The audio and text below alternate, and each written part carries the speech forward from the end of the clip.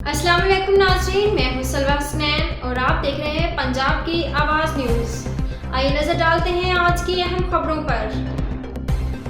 SP Iqbal town doctor Mohammad Umar की divisional circle officer SHOs upper superintendents और महर्रान से क्राइम मीटिंग में अप्रैल के क्राइम का जायजा ले गया। मजीद क्राइम के रेशो कम करने की हिदायत।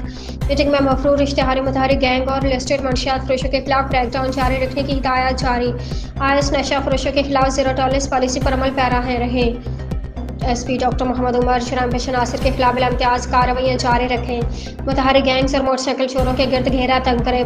15 की कॉल पर फौरी रिस्पॉन्स और कानून के मुताबिक कार्रवाई को यकीनी बनाया जाए। पतंग साजों फरोशों के खिलाफ फौरी कार्रवाई कर आगाही मुहिम जारी रखें। हवाई फायरिंग और वन वेलिंग करने वालों को फौरी गिरफ्तार किया जाए। सेक्टर क्राइम पर मुकम्मल कंट्रोल करें और हॉटस्पॉट एरियाज की खुद निगरानी करें। मातहत एहलकारों के वेलफेयर और रेस्ट शेड्यूल का ख्याल रखें। मेहनत और ईमानदारी से फ़राइज़ मनसूबी सर अंजाम दें। SP Iqbal town doctor Mohammad Umar.